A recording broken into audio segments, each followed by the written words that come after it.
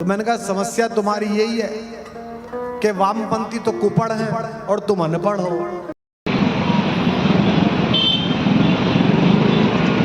कवि और लेखक कुमार विश्वास उज्जैन में रामकथा के प्रेरक प्रसंग सुनाने के लिए पहुंचे थे। तब उन्हें लगा कि उनके रामकथा के वीडियो श्रोता खूब वायरल करेंगे। हुआ भी कुछ वैसा ही, वीडियो वायरल भी हो गया, लेकिन रामकथा का वीडियो वायरल नहीं हुआ। कोई प्रसंग का वीडियो वायरल नहीं हुआ, बल्कि आरएसएस को अनपढ़ कह देने का एक वीडियो वायरल हो गया। कथा के एक हिस्से में आरएसएस पर चुटकी लेने से उनकी रातों की नींद गायब हो गई है। कवि और लेखक होने के साथ ही उनके अंदर का एक राजनीतिक जो कीड़ा है वो कभी कभी मंचों से रहकर बाहर आ जाता है। कई बार मंचों पर आपने उन्हें देखा भी होगा, लेकिन इस बार आरएसएस पर शुद्ध हिंदी में निशाना साधने के चक्कर में आरएसएस के लपेटे में विश्वास साहब आ गए हैं। मंगलवार को उन्होंने रामकथा के प्रसंग सुनाने के दौरान आरएसएस पर निशाना साधा और संघ को अनपढ़ तक कह दिया। जिस पर कुमार विश्वास ने संघ के बारे में यह कहा था, उस वक्त मंच पर उच्च शिक्षा मंत्री डॉक्टर मोहन यादव व सांसद अनिल फिरोजिया भी मौजूद थे। कुमार विश्वास का बयान तेजी से सोशल मीडिया पर जब वायरल हुआ तो कुमार विश्वास के बयान पर बीजेपी नेताओं की धीरे धीरे कर प्रतिक्रिया सामने आने लगी। बीजेपी नेताओं ने कुमार विश्वास पर जमकर अपनी भड़ास निकाली है।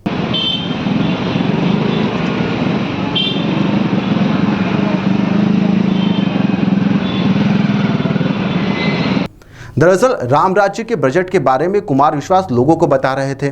इस दौरान उन्होंने केंद्रीय बजट को राम राज्य के बजट से जोड़ते हुए संघ पर निशाना साध दिया और बोलते हुए क्या कुछ कहा, जरा आप भी सुनिए।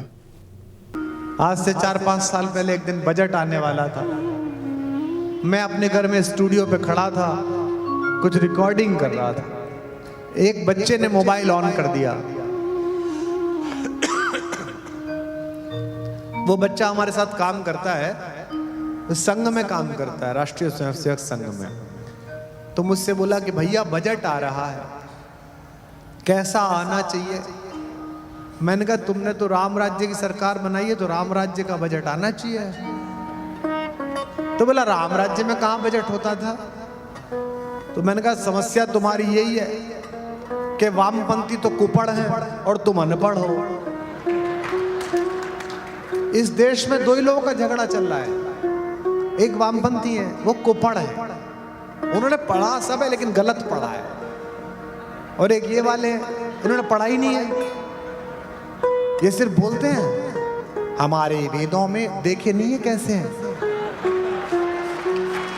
भाई पढ़ भी लो। कुमार विश्वास की आधुनिक वैज्ञानिक दृष्टि व शानदार आध्यात्मिक संगीत से भरे हुए इस कार्यक्रम में सबसे ज्यादा युवा मौजूद थे। भाजपा नेता भी उतनी संख्या में थे। पहले जो नेता इनके हाथ जोड़कर इनका स्वागत कर रहे थे, वहीं अब वही भाजपा कार्यकर्ता अब राम कथा को बंद करने की धमकी दे रहे हैं। उज्जैन नगर निगम के पूर्व सभापति सोनू गहलोत ने तो टावर पर लगे हुए कुमार विश्वास के पोस्टर पर कालिक तक पोत दी। फिर इन्हीं पोस्टरों को फाड़कर अपना विरोध भी जताया है। वहीं विरोध बढ़ा तो विश्वास जी ने एक अपना वीडियो जारी कर दिया और कहा कि मैं क्षमा प्रार्थी हूं, प्रार्थना करूंगा कि जिन्होंने यह विघ्न संतोष पैदा किया है, ईश्वर उनकी बुद्धि की मलिनता को दूर करे। जय जय सिया राम। कल क्षिप्रा के तट पर उज्जैनी में बहुत खराब स्वास्थ्य और बुखार के बावजूद आज भी ये बुखार है, लेकिन महाकाल बाबा ने कृपा की तो 2 घंटे से अधिक समय में राम कथा और उसकी प्रासंगिकता पर बोल सका। कथा प्रसंग में मेरे कार्यालय में काम करने वाले एक बालक के विषय में मैंने एक टिप्पणी की, जो संयोग से राष्ट्रीय स्वयंसेवक संघ में काम करता है, पढ़ता लिखता कम है, बोलता ज्यादा है।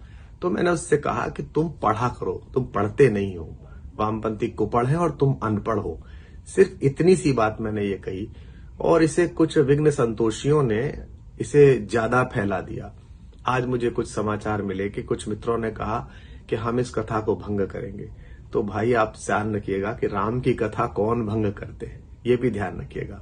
और मैं उज्जैनस्थ अपने सभी मित्रों से अनुरोध करता हूं कि वहां पर पहुंचें और मैं जो बोल रहा हूं उसका अर्थ आप उस तरह से लगाएं जो मैं बोल रहा हूं। यदि आप किसी नए अर्थ में उसे समझेंगे तो उसके लिए मैं जिम्मेदार नहीं हूं। तदुपरांत आपकी इस सामान्य बुद्धि में अगर ये प्रसंग किसी और तरीके से चला गया है तो उसके लिए मुझे माफ करें, क्षमा करें। 2-2.5 घंटे में जो उत्सव धर्मी हो, जो अच्छा हो, जो मर्यादा पुरुषोत्तम भगवान राम की कथा से नवनीत निकल सकता हो, उसे लेने की कोशिश करिए। और आज प्रार्थना में बैठते समय भगवान से प्रार्थना करूंगा कि जिन्होंने भी ये विघ्न संतोष पैदा किया है, ईश्वर उनकी बुद्धि को भी मलिनता से दूर करे, भगवान से जोड़े, मर्यादा पुरुषोत्तम राम से जोड़े। मैं पुनः स्पष्ट करूं, मैं एक कथन मेरे कार्यालय में रहने वाले एक व्यक्ति के बारे में था, एक बालक के बारे में था, और ऐसी बात तो मेरे पिता भी मुझसे कहते हैं, बड़े मूर्ख हो तुम, जो स्वयं आप जानते ही हैं, सभी लोग जानते हैं कि संघ के बड़े पदाधिकारी हैं, मेरे भाई भी। ऐसी बातें तो सभी बोलते हैं, लेकिन मैंने उस लड़के से बोला जो कि आयु में बहुत छोटा बच्चा है, इसलिए बोल दिया, और वो आपको अपना मान के मैंने वहां सूचित कर दिया। तो अब आप आइएगा और सुनिएगा। आज शंकर के राम पर, इन दो विभूतियों के संयोजन पर कुछ कहने का बड़ा मन है। ऐसा मन दीजिए कि अच्छे से बोल पाऊं, गला भी ठीक हो पाए, बुखार भी उतर पाए। महाकाल बाबा कृपा करे और राघवेंद्र सरकार राम आप सबका कल्याण करे।